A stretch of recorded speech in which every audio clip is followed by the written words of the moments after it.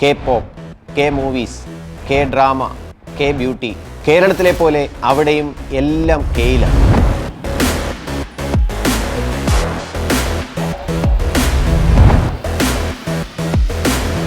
BTSും squid ഗെയിമും ത്രില്ലറുകളും kimchi രുചികളും അലയടിക്കുന്ന ദക്ഷിണ Korean സംസ്കാരം. ലോകമെങ്ങും ഇത് കൊറിയൻ തരംഗത്തിൻ്റെ കാലമാണ്.